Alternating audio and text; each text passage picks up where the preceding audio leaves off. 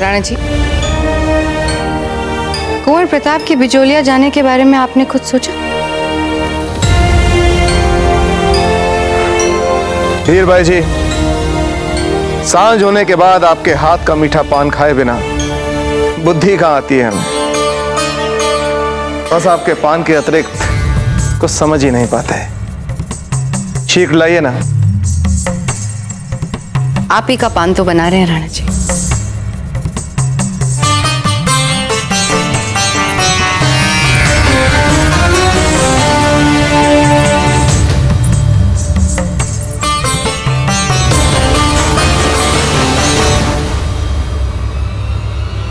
आपने हमें बताया नहीं कि कुंवर प्रताप की बिजोलिया जाने के बारे में आप क्या सोच रहे हैं?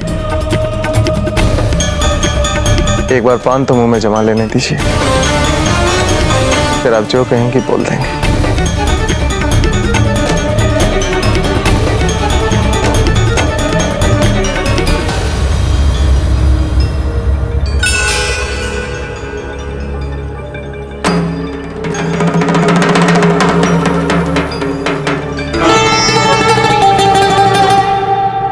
राणा जी, हमें लगता है कि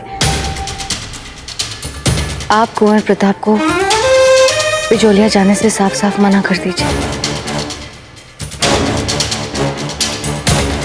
परंतु हमको लगता है धीर भाई, हम बताते हैं। आप कुंवर प्रताप से कहिएगा कि वे भली बात जानते हैं कि अब हमारा बिजोलिया से कोई संबंध नहीं। कि मेवाड़ का बिचौलिया के साथ अब कोई भी संबंध नहीं है। इसलिए मेवाड़ के राज परिवार के किसी भी सदस्य को बिचौलिया के साथ किसी भी तरह का संबंध रखना तर्कसंगत नहीं माना जा सकता। इसलिए हम कुंवर प्रताप को बिचौलिया की सीमा में पांव रखने की अनुमति नहीं दे सकते हैं। राजीराज, आपके समक्ष कुछ कहने से पहले हम आपके सामने कुछ प्रस्तुत करना चाहते हैं।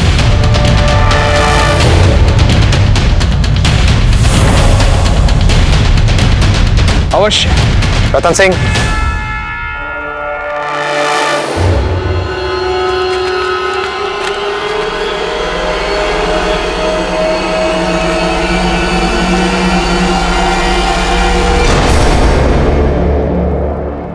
कुंवर प्रताप, ये क्या कर रहे हैं आप हमें मेवाड़ क्यों दिखा रहे हैं? हम भली बात ही जानते हैं कि मेवाड़ कैसा दिखता है। आपको पता है कैसा दिखता है? समूचा एकीकृत मेवाड़।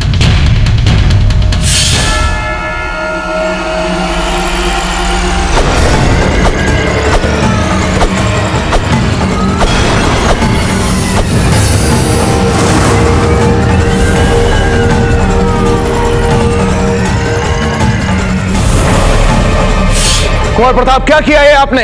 हुकुम, यदि हमने इसे जोड़े रखने का प्रयास नहीं किया तो ऐसा दिखेगा हमारा मेवाड़। आज बिजोलिया में विद्रोह की हवा बह रही है, पर हमें यह देखना चाहिए कि कल कोई और सामंत प्रदेश हमारे विरोध में हमारे सामने उठ खड़ा ना हो जाए। हुकुम, आप तो जानते हैं इतने वर्षों से हम अपनी सीमाओं को बाहरी ताकतों के विरुद्ध सुदृढ़ करने में व्यस्त रहे हैं, किंतु यदि मेवाड़ के अंदर शांति, विश्वास और एकता न रह पाए तो भला सीमाओं की दृढ़ता का क्या करेंगे? हम जानते हैं हुकुम कि कई वर्षों से हमारे और बिजोलिया के बीच के व्यक्तिगत संबंध सामान्य नहीं चल रहे हैं और हमें भी उन्हें पुनर्जीवित करने में कोई रुचि नहीं है। हुकुम, हम बिजोलिया जा रहे हैं वहां की प्रजा के लिए, उनकी समस्याओं के लिए, उनके असंतोष को समझने के लिए। बिजोलिया के किसी भी व्यक्ति से ना तो हमारा कोई व्यक्तिगत संबंध है और ना रहेगा। राणा जी, बाबूजी प्रताप का कहना एकदम ठीक है। बिचौलिया मेवाड़ का एक महत्वपूर्ण प्रदेश है, इस तथ्य से हम भी इनकार नहीं कर सकते। और यदि वहां पर विद्रोह की परिस्थितियां उत्पन्न होती हैं तो उन परिस्थितियों की जांच पड़ताल आवश्यक है। और इस कार्य के लिए राणा जी, बाबूजी राज प्रताप से अधिक उपयुक्त व्यक्ति भला और कौन हो सकता? हम आपको वचन देते हैं कि हम वहां किसी विशेष से मिलना तो दूर, उसकी खबर तक नहीं लेंगे। राजधर्म हमारे लिए सर्वोपरि है और रहेगा।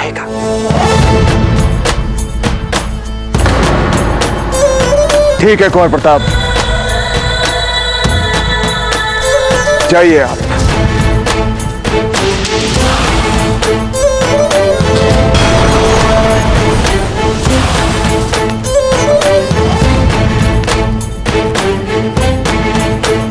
धन्यवाद हुकुम।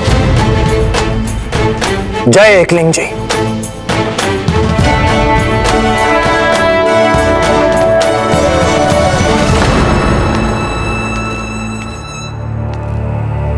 बैठक स्थगित। रावत जी, जी रानी सर।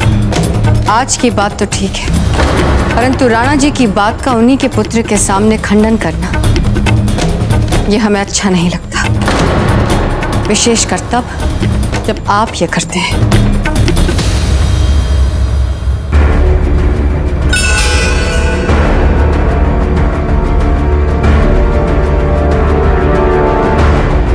जी रानी साहब। अम्मा खड़ी राणा जी।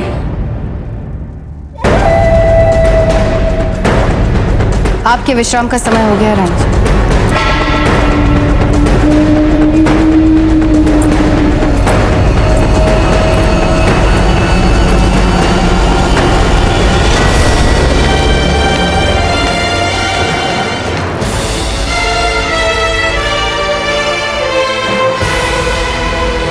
बाबूजी राज, आपके इस वेश में हम आपको पहचान नहीं पाए, तो भला अजब देव ऐसा कैसे पहचान पाएंगे? चक्रपाणी, हम उनके लिए अपरिचित थे और अपरिचित ही रहेंगे। चलते हैं। चलो चित्तौड़ को जाकर बताते हैं कि हम कोई अपरिचित नहीं है उनके लिए। बाबूजी राज, हमें एक बात नहीं समझ रही, बिजोलिया के लिए इतने जल्दी जाने की क्या आवश्यकता थी? मतलब वहां पे जो समस्या हो रही है वो एक दो दिन में कौन सी अधिक बढ़ जाएगी? अच्छा, अब समझ आया। अचानक अजब देव ऐसा। नहीं, अब हमारा मतलब है अजनबी। कहीं अजनबी से प्यार तो नहीं उमड़ रहा है बाबूजी राज? सच कहा किसी ने चक्रपाणी मिश्र। व्यक्ति चाहे जितना भी ज्ञानवान क्यों ना, उनकी मूल प्रवृत्तियां कभी नहीं बदलती। जैसे कि आपकी व्यर्थ बातें करने की प्रवृत्ति आज तक नहीं बदली। हम तुरंत इसलिए निकले ताकि बिजोलिया प्रवेश करने के लिए हमें किसी का साथ चाहिए। किसका साथ चाहिए बाबूजी राज?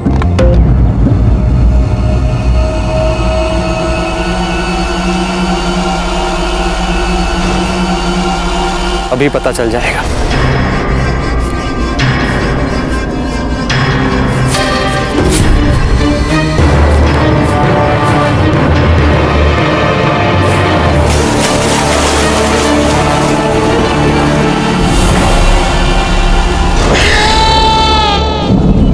तो भूख के मारे खाली पेट गड़गड़ किए जा रहा है, ऊपर से आखेट भी नहीं दिख रहा।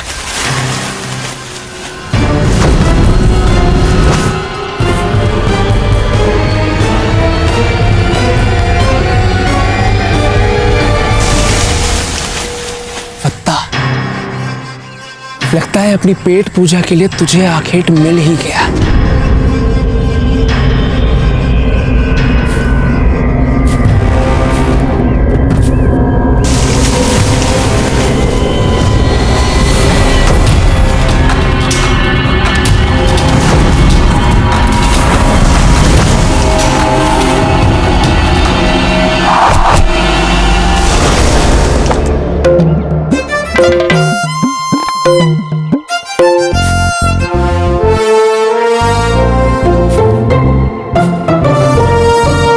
दुर्भाग्य तो पीछा ही नहीं छोड़ रहा हमारा, ऊपर से ये भूख।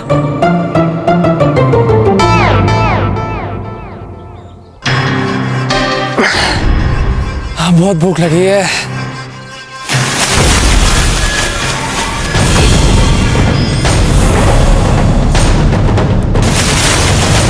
अब तुम नहीं बचोगे।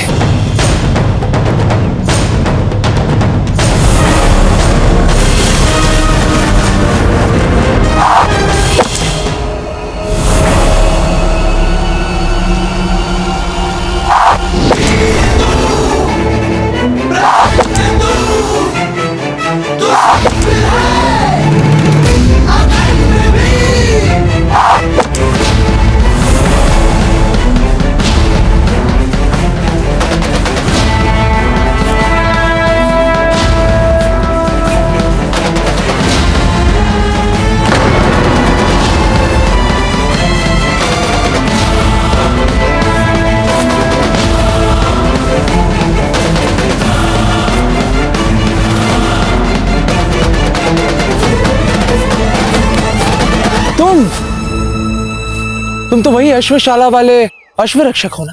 हाँ, और मेवाड़ की धरती पर निरीह जानवरों को नहीं मारने देंगे तुम्हें। यहाँ इतने समय से भूख के मारे हमारे प्राण निकले जा रहे हैं, अब क्या हम आखेड़ भी ना करें, भूखे मर जाए? देखो हम कहते हैं हट जाओ हमारे सामने से, और हमारे तीर पर सामने से तो हटो। और देखो बिजोलिया चित्तौड़ की सीमांत क्षेत्र में ही आता है, तो तुम हमें आखेट करने से कैसे रोक सकते हो भला? बिजोलिया हो या चित्तौड़, ये सब मेवाड़ ही है, और मेवाड़ हमारी मातृभूमि है। तुम्हारे नियम तुम ही जानो, किंतु हम चित्तौड़ का नमक नहीं खाएंगे। हम तो केवल वही खाएंगे जो हम अपने हथियारों से और अपने पुरुषार्थ से आखेट कर कर अर्जित करेंगे। हमारी शुभकामनाएं आपके साथ है।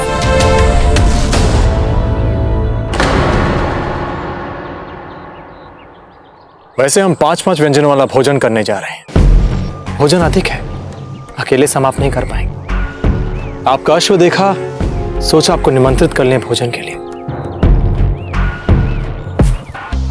अरे रुकिए रुकिए, तो आप भी ना छोटी सी बात को लेकर बुरा मान गए। कुछ कह रहे थे, वो व्यंजन कितने? 2, 3, 5 व्यंजन। 5? मीठा जोड़कर 6। 6 व्यंजन।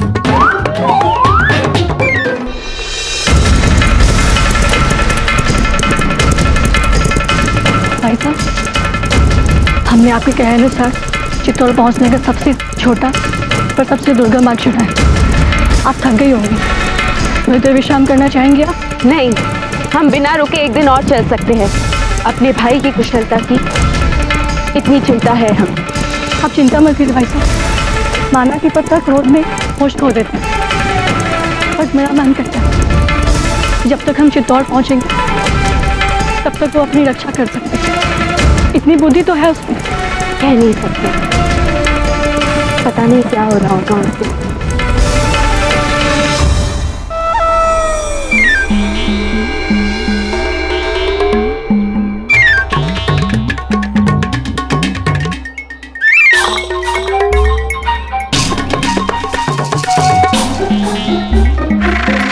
आत्मा तृप्त हो गई हमारी। वैसे शायद आपने मीठे के बारे में भी कहा था। मीठा कहाँ है? मीठा तो यहाँ है।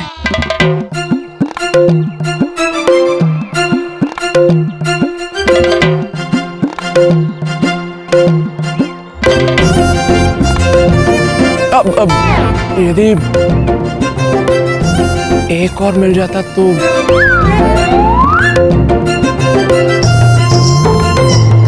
हाँ हाँ, ले लो, सारे ले लो। नहीं, केवल एक ही।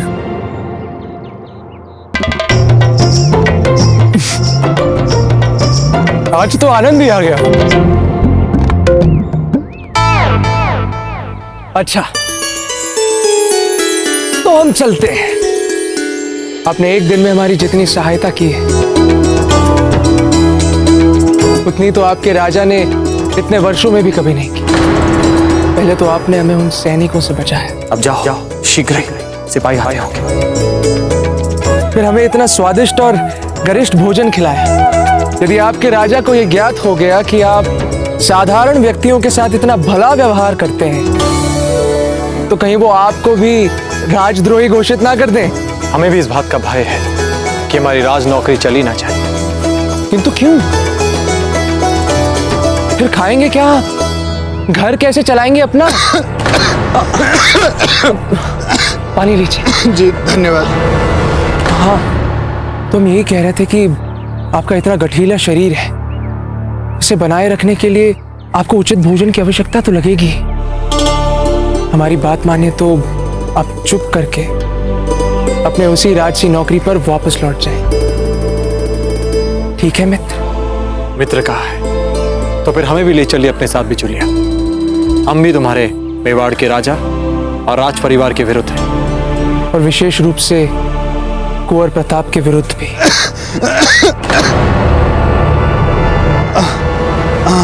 चिंता मत कीजिए, उनके विरुद्ध भी आपके साथ संघर्ष में सम्मिलित हो जाएंगे। नहीं मित्र, हम आपको बिचौलिया नहीं लेकर जा सकते। हम बिचौलियावासी किसी भी अपरिचित पर विश्वास नहीं करते। हमारा साथ यहीं तक का लिखा था। आपने हमारे लिए अब तक जो कुछ भी किया है, उसके लिए आपका बहुत बहुत धन्यवाद।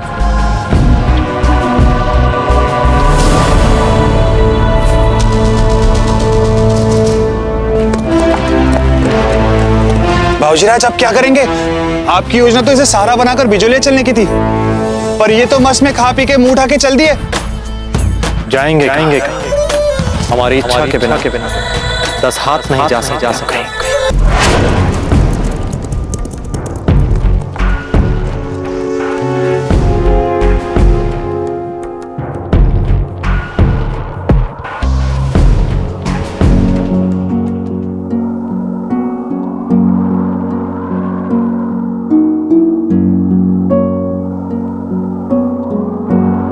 ऐसा क्या बात है? हम चित्तौड़ आ चुके हैं, अनुभव कर सकते हैं हम।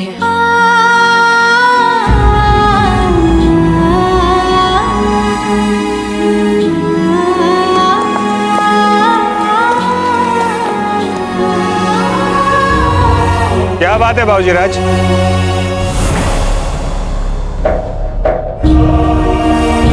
कुछ नहीं चक्रपाणी, बस पता नहीं चक्रपाणी, ऐसा लगा जैसे ये हवा अपने संग कुछ पुरानी भूली बिसरी स्मृतियां लेकर आ रही है। कुछ नहीं। बाईसा ठीक कह रही है, चित्तौड़ में अभी हम।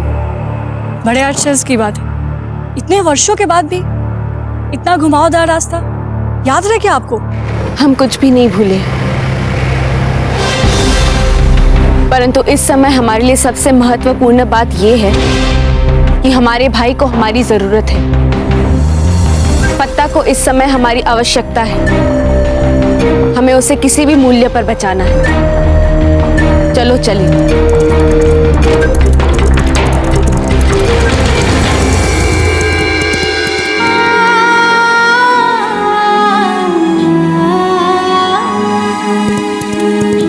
बहुत बड़ी भूल की है हमने अजय, जो आपका विवाह हमने कुंवर प्रताप से करवा दिया। अच्छा है मामलक जी, आप यहाँ पर स्वयं ही आ गए। ले जाइए अपनी पुत्री को यहाँ से, और इनका गौना तब तक नहीं होगा जब तक हम आपको संदेशा नहीं भिजवाते। अब तो आपके लिए हमारे मन में केवल घृणा ही रहेगी अजय।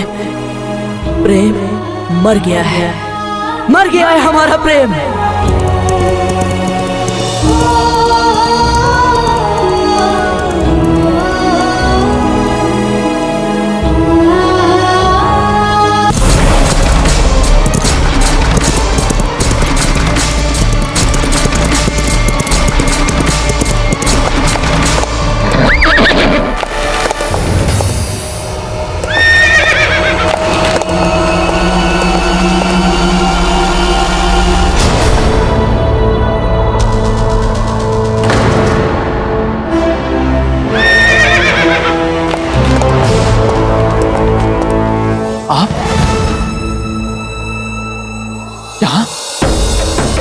अर्थात हमसे पहले? हम तो अश्व पर थे। फिर भी? क्योंकि आपके अश्व से अधिक चपल हमारे पांव हैं। इन्होंने आपके अश्व से तेज हमें यहां पहुंचा दिया। अच्छा, तो अब हम समझे। आप तो अश्वपालक हैं, तभी इतनी अच्छी तरह से जानते हैं इनके बारे में। अन्यथा हम तो अचंभित ही हो गए थे। आप हमें ये बताइए कि आप यहाँ हमारा मार्ग रोककर क्यों खड़े हैं? हमारे प्रस्ताव के बारे में आपके क्या विचार हैं? कैसा प्रस्ताव? यही कि चित्तौड़ के विरुद्ध विद्रोह में हमें भी अपने साथ सम्मिलित कर लें।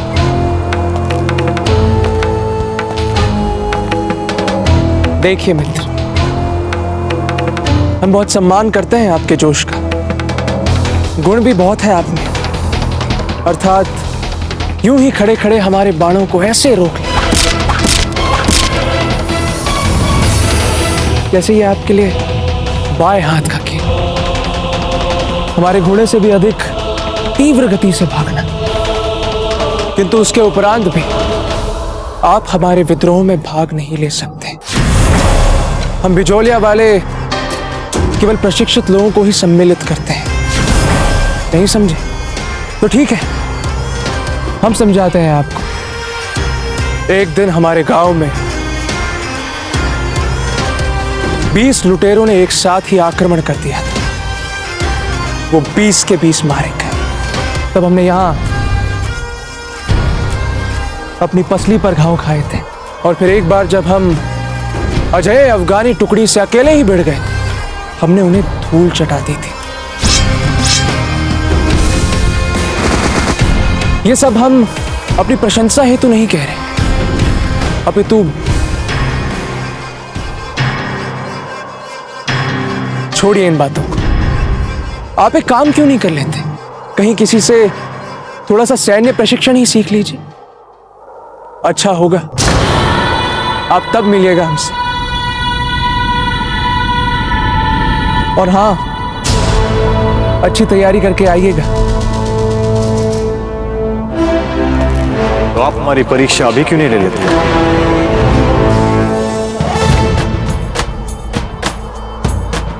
अगर आप हमें अपने विद्रोह में सम्मिलित नहीं करना चाहते, कोई बात नहीं। अगर एक राजपूत होकर दूसरे राजपूत को अकेले लड़ने का अवसर तो देंगे ना?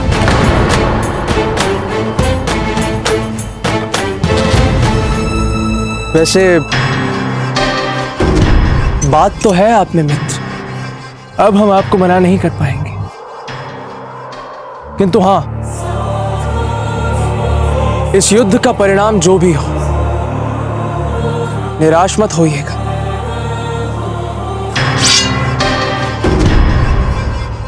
ये लीजिए, इस तलवार से युद्ध कीजिए हमारे साथ। इसकी कोई आवश्यकता नहीं। आप अपनी दोनों तलवारें अपने पास ही रखें। लगता है ये व्यक्ति आत्मघाती मार्ग पर चलना चाहता है। कुछ कहा आपने? हम तो केवल यही कहना चाहते हैं मित्र, हमारी मानो। ले लो ये तलवार। हम निहत्थे पर वार नहीं करते। चलिए, आपकी ये इच्छा भी पूरी कर देते हैं। किसी निहत्थे पर वार नहीं करने देंगे आपको।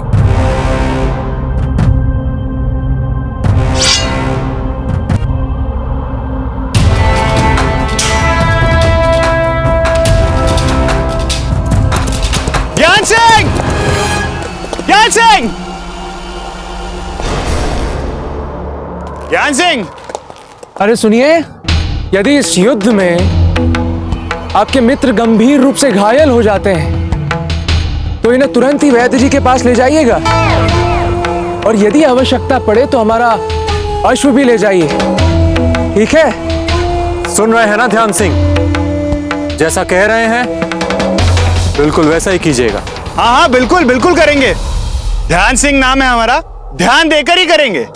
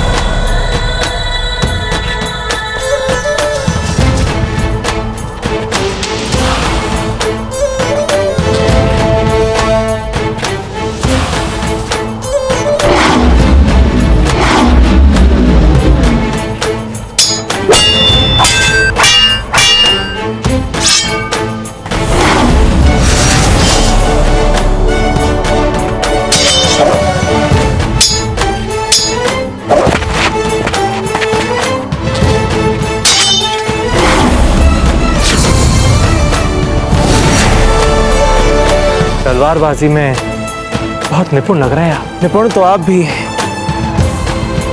इस कला में नए होने के पश्चात भी कम नहीं है आप।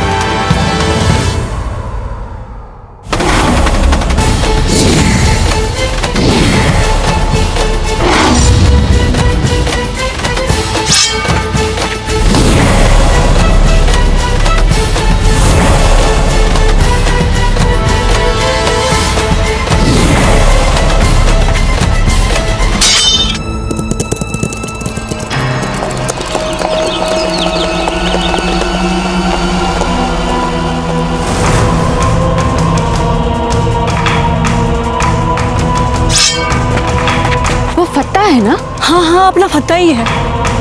लगता है चित्तौड़ ने इसे मृत्युदंड दिया है और अपने बचाव में एक योद्धा से युद्ध करने की छूट दी है। तुम लोग इस पहाड़ी को जाकर घेर लो, हम इस हत्यारे से जाकर खुद निपटेंगे।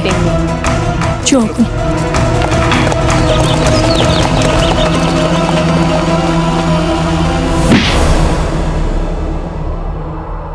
अब थक रहे हैं हम, प्रश्न ही नहीं उठता। वैद्य के पास तो आपको जाना ही पड़ेगा। भविष्य उज्जवल है आपका, कुछ बात तो है आप में, अच्छा लड़ते हैं।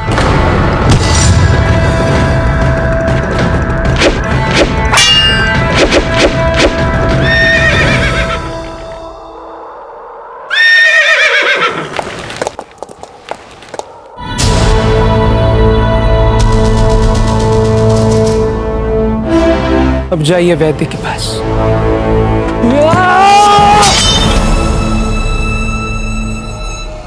छल नहीं और युद्ध में ध्यान भंग भी नहीं।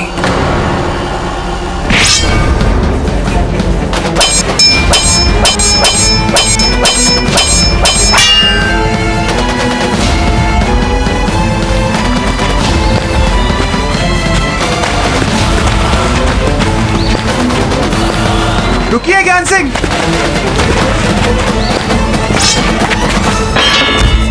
मित्र!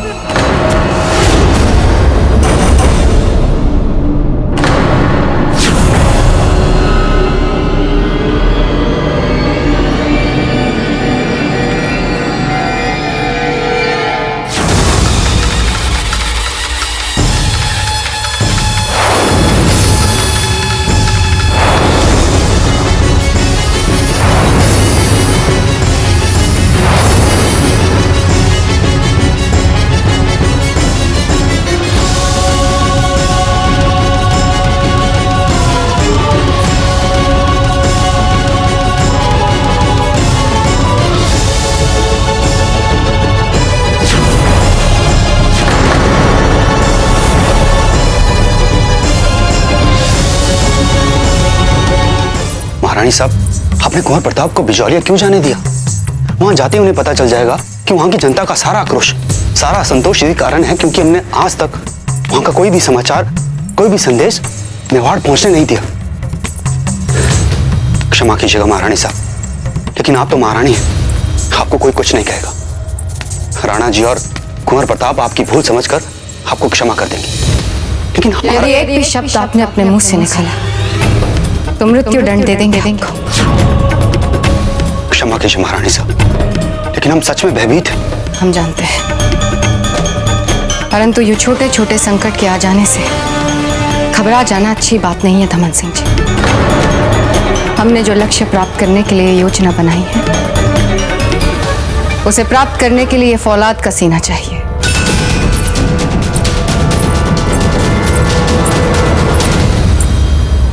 हिलना मत।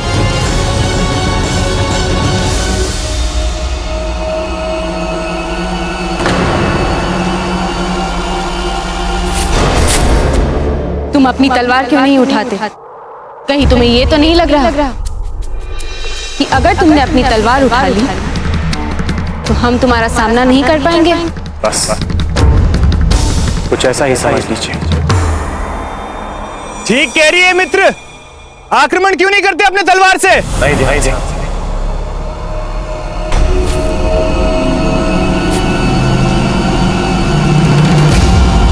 संभालिए।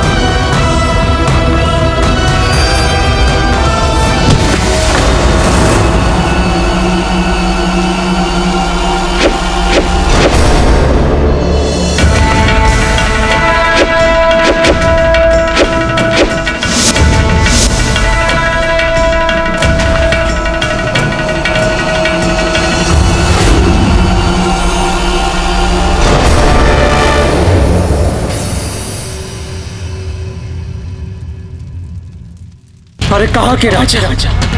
कैसे राजा? जिस राजा ने इतने वर्षों तक बिजोलिया की धरती पर पांव तक नहीं रखा, उसे कैसे मान ले हम अपना राजा?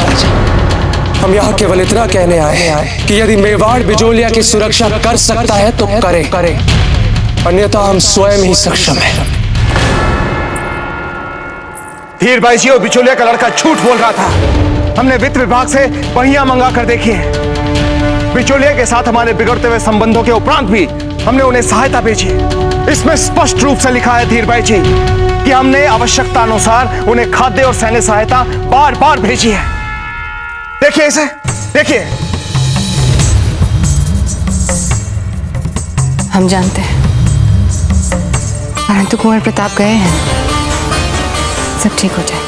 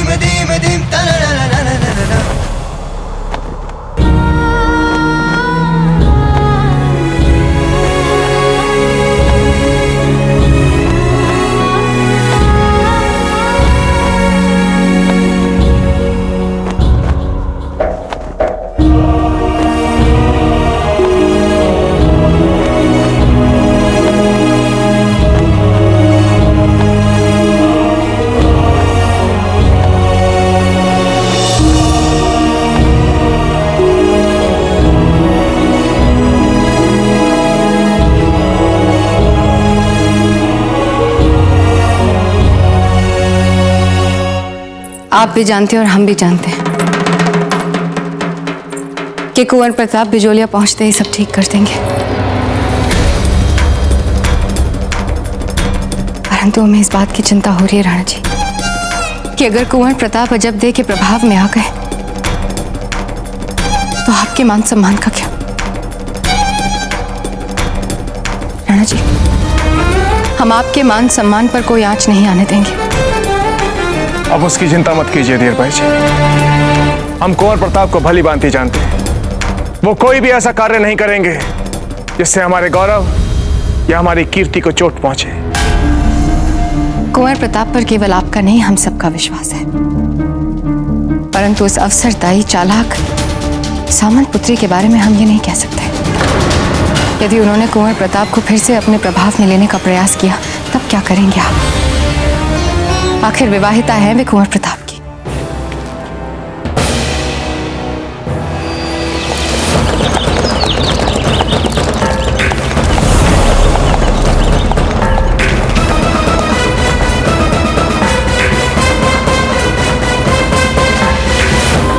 तुम लोग तुरंत पत्ता को यहाँ से घोड़े पर ले जाओ, तब तक हम इन दोनों को यहाँ पर रोके रखें।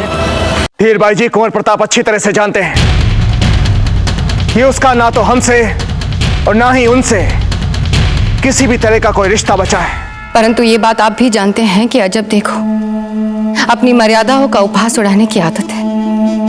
यदि इस बार उन्होंने अपनी मर्यादा का उपहास उड़ाया तब तो कुछ करेंगे ना आप? अवश्य करेंगे धीर भाई जी। हम उन्हें कठोर से कठोर दंड देंगे। हम तो कहते हैं राणा जी कि यदि अजबदे ने कुंवर प्रताप के निकट आने का प्रयास किया तो आप दंड स्वयं अजबदे और उनके परिवार को बिजोलिया की सामंती से हटा दीजिए।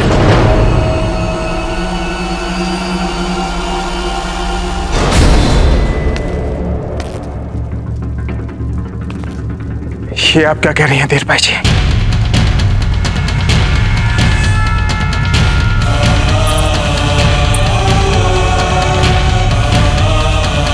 हम ऐसा नहीं कर सकते। हमें क्षमा कर दीजिए राणा जी, यदि हमारी बात ने सीमाओं का उल्लंघन किया हो, परंतु जब से जीजा महल छोड़कर गई है, तब से अजब्दे के लिए हमारे मन में केवल क्रोध है।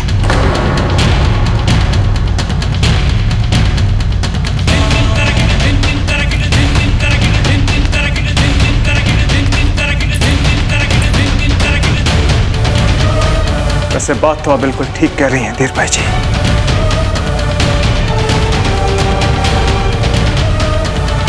हम वैसा ही करेंगे जैसा आप चाहती हैं।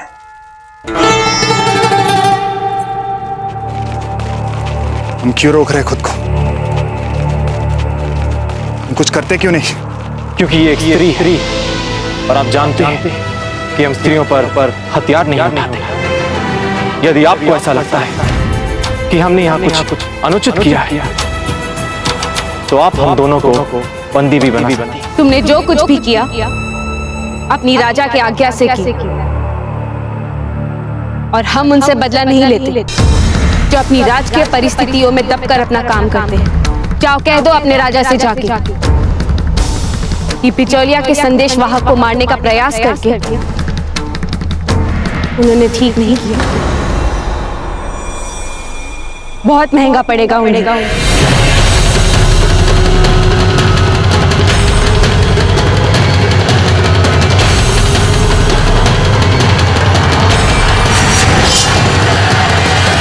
जाओ कह दो अपने राजा से जाके कि बिचौलिया के संदेश वाहक को मारने का प्रयास करके उन्होंने ठीक नहीं किया। बहुत महंगा पड़ेगा उन्हें।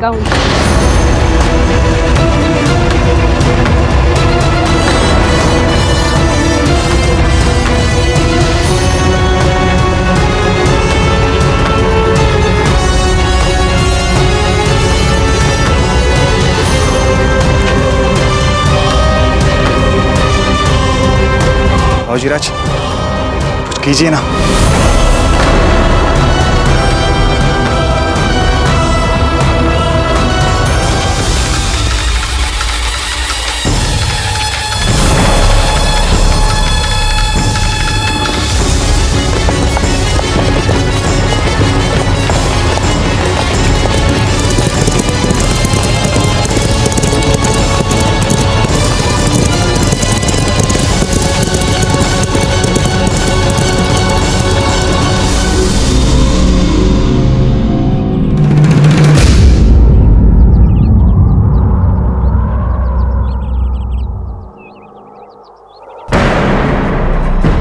क्या बाबूजीराज, आपको अपने सम्मान की चिंता नहीं तो कम से कम हमारे सम्मान का तो ध्यान रखते।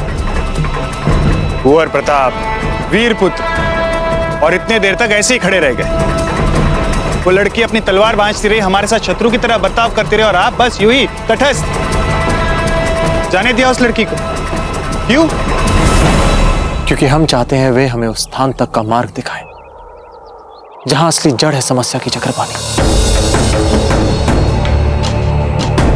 हमें बिजोलिया की समस्या में पत्ता और वो लड़की दोनों बहुत महत्वपूर्ण लग रहे हैं। उनके साथ साथ बिजोलिया में प्रवेश करेंगे तभी तो जान पाएंगे कि ऐसा हुआ क्या है कि जो मेवाड़ की एक देशभक्त रियासत थी, आज मेवाड़ से विद्रोह करने के लिए इतनी तत्पर क्यों है? पर बाबूजीराज, वो लड़ाकू लड़की हमें घुसने क्यों देगी बिजोलिया?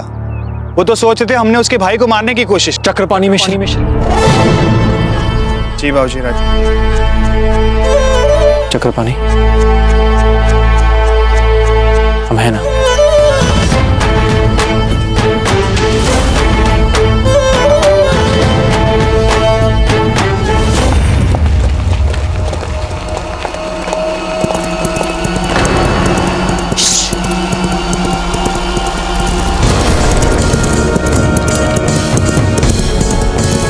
पत्ता को यहाँ से वैद्य जी के पास ले जाओ।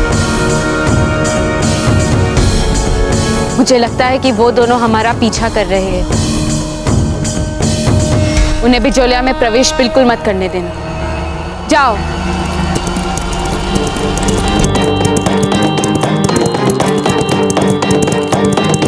बाबूजीराज, आप जो अश्व खोज रहे हैं ये दोनों वैसे ही है देखिए ना कितने कम समय में कितनी लंबी दूरी तय कर ली। अच्छा है ना अश्व? नहीं चक्रपाणी, नहीं, हमारी जो एक आदर्श अश्व की परिभाषा है, हम इन दोनों को उस आदर्श अश्व के निकट भी नहीं रख सकते। लगता है आपको जो अश्व चाहिए वो अब तक बने नहीं है बाजीराज।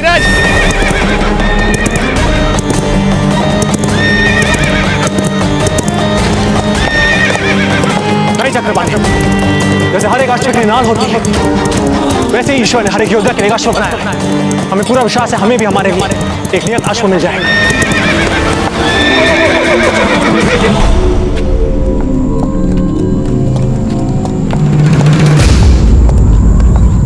बाबूजीराज, न जाने क्यों हमें थोड़ा सा विचित्र सा लग रहा है। बिजोलिया हम दोनों का ससुराल है।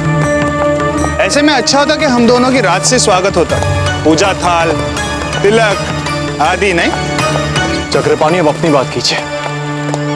हमारे लिए बिजोलिया मात्र मेवाड़ की एक रियासत भर है, जहां की बिगड़ी स्थितियों को हमें सामान्य बनाना है।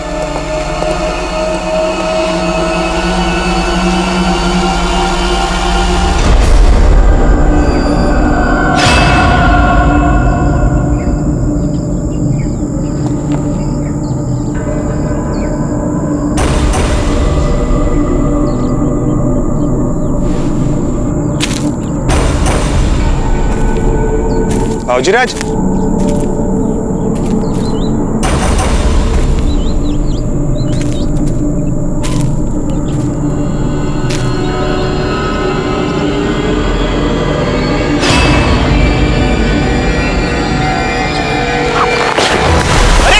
अरे बाबूजीराज, बाबूजीराज, अरे ये क्या हो गया?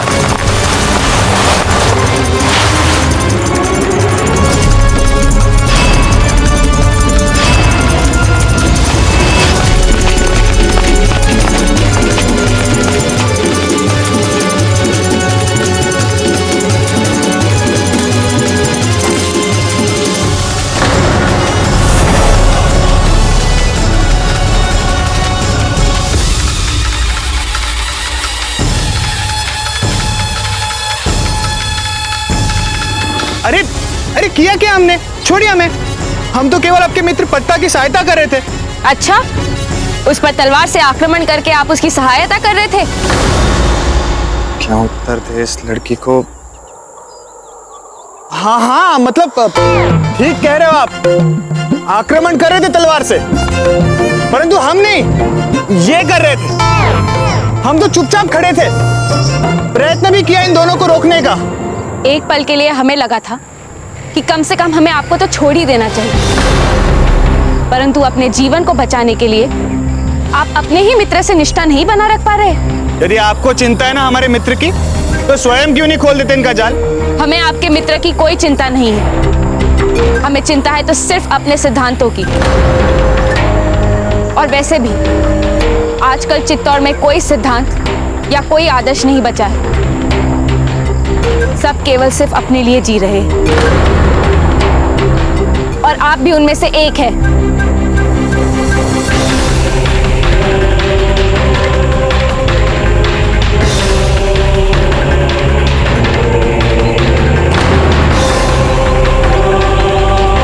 चलिए चलते हैं यहाँ से, और इन दोनों के अश्वों को भी यहाँ से ले चलो।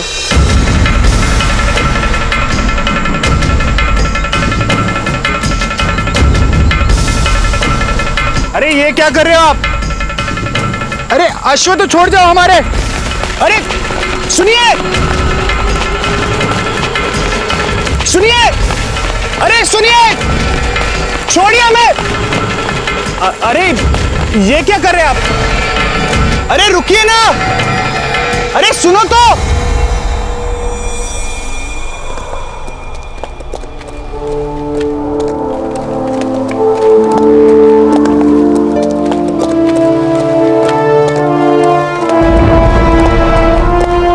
पत्ता नहीं खाना, हमें कुछ नहीं खाना। दादा भाई हमसे मिले बिना बिजोलिया क्यों गए? पर चांद, दादा भाई आपके लिए खिलौने लेकर आएंगे। नहीं चाहिए हमें खिलौने। खरगोश लेकर आएंगे? हमें खरगोश भी नहीं चाहिए। अच्छा तो गुड़िया लेकर आएंगे? नहीं चाहिए हमें गुड़िया। अच्छा, अगर हम कहें कि आपके दादा भाई बिजोलिया से आपके लिए सुंदर सी भाभी लाने वाले, तो? आप सच कह रही हैं छोटी माँ? हाँ, बिजोलिया में तो है आपकी भाभी अजब थे, इतनी सुंदर, सहज, सरल, तेजस्वी, समझदार।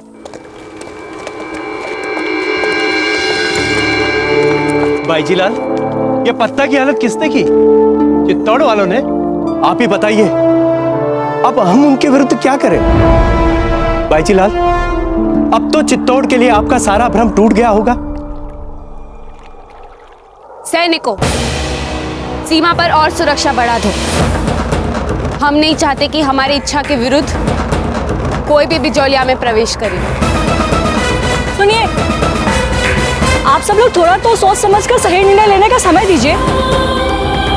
बाईजीलाल शीघ्र हमारे हित में कोई उचित निर्णय लेंगी। जैसे आप लोग सदा से रखते आए हैं, वैसे विश्वास रखिए उन पे। चलिए, चाहिए अभी।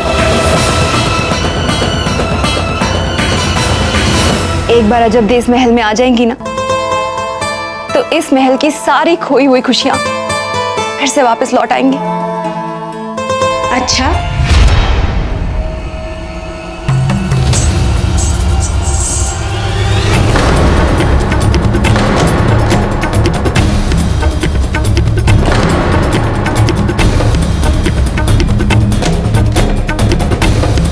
ये भोजन करने का स्थान नहीं है चांद। पाकशाला में जाके भोजन कीजिए। जाइए, जाइए।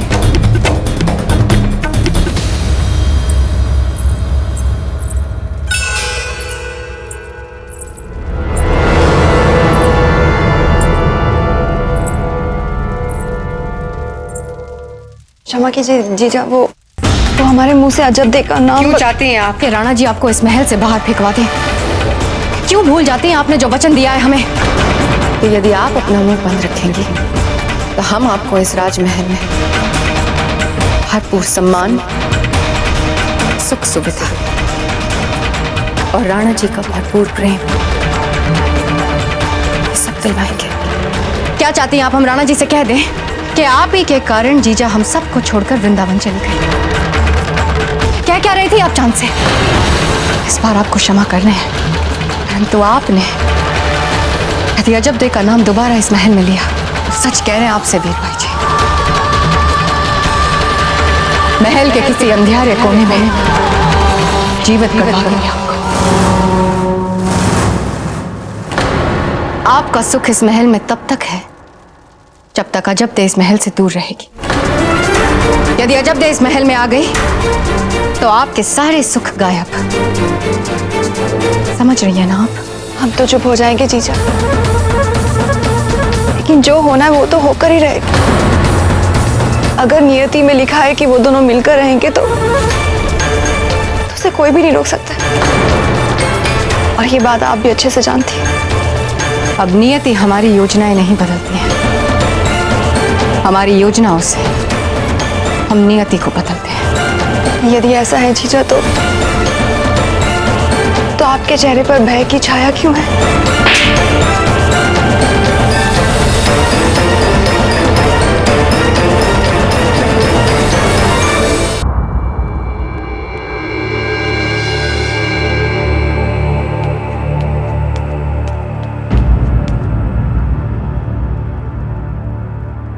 ईश्वर की कृपा से चोट साधारण आई है, औषधि दे दी है, कुछ ही देर में चेतना आ जाएगी।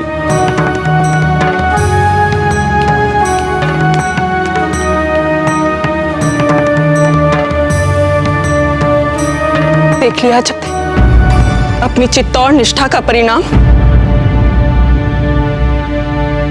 उन्होंने हमारे शांति दूत फत्ता पर आक्रमण नहीं, आपके विश्वास पर आक्रमण किया है। जब तक अभी भी समय, चित्तौड़ से जुड़ी हर आस को भूलकर सच का सामना कीजिए। रानी सर ठीक कह रही है जब्दी।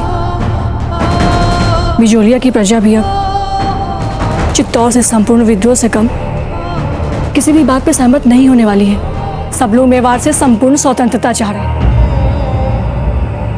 चुप क्यों है? कुछ बोलिए जब्दी। क्या बोले हम? हमारा दिल टुकड़ों टुकड़ों में बिखर चुका है।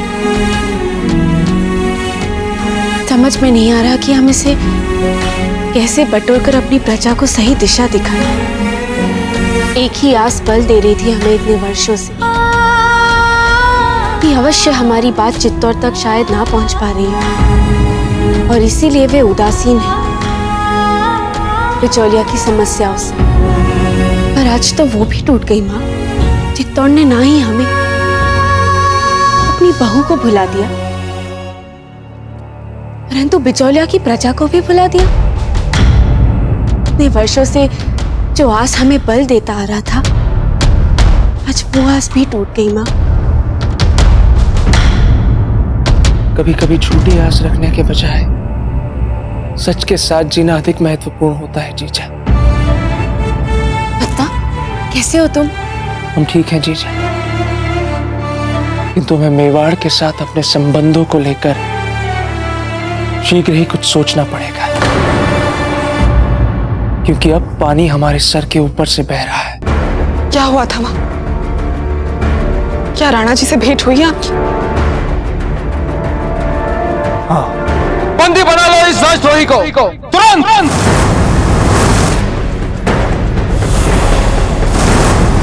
और फिर किसी तरह हम वहां से अपनी जान बचाकर भागने में सफल हो। सहायता का निवेदन लेकर गए हमारे संदेशवाहक को उन्होंने राजद्रोही कहा? हाँ जीजा।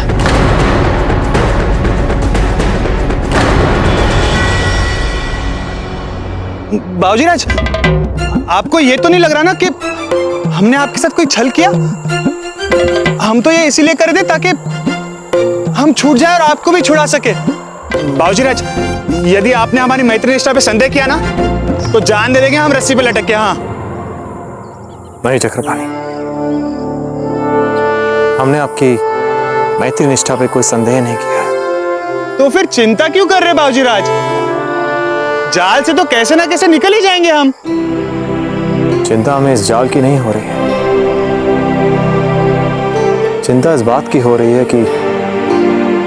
कि वो लड़की हमसे बोल कैसे रही थी। और वैसे भी आजकल चित्तौड़ में कोई सिद्धांत या कोई आदर्श नहीं बचा है, सब केवल सिर्फ अपने लिए जी रहे हैं। उसके बोलने से ऐसे लगा कि मानो बिजोलिया पर बहुत गहरे घाव है। उसकी बातों में साधारण विद्रोह के स्वर नहीं थे,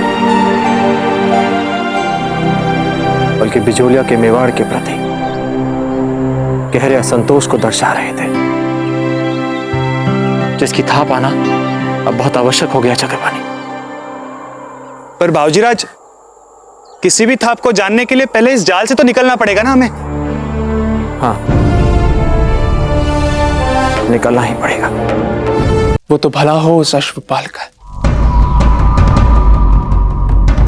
उन्हें भी ये बात अनुचित लगी। बहुत सहायता की उन्होंने हमारी। सहायता की आपकी? आपको जान से मारने का प्रयास करके? नहीं जीजा, वो हमें जान से नहीं मारना चाहते। वो तो हमें केवल अपनी सैन्य क्षमताएं दिखा रहे थे।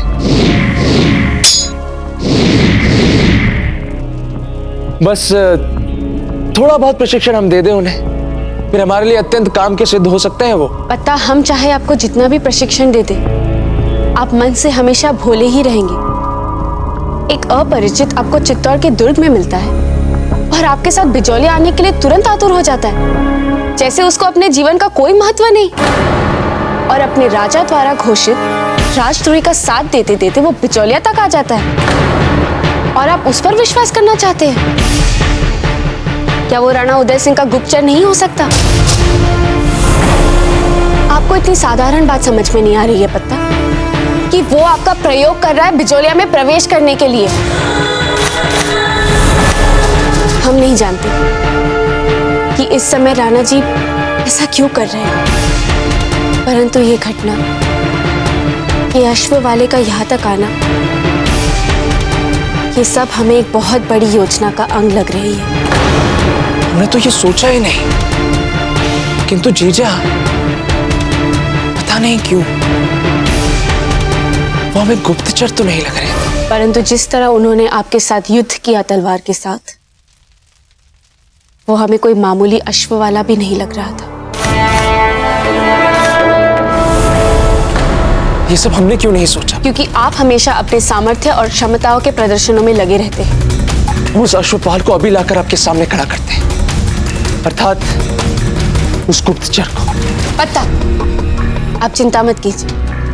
हमने उसे उसके मित्र के साथ जाल में फंसाकर बिचौलिया के बाहर लटका दिया है।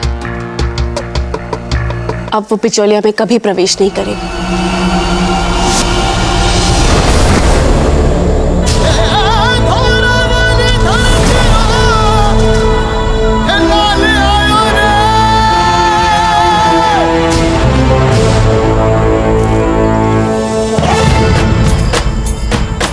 अरे बाबूजीराज, हमें कहां पर छोड़कर जा रहे हैं? बाबूजीराज, हमारे पास नहीं है आपकी तरह 50 हाथियों का बल। बाबूजीराज!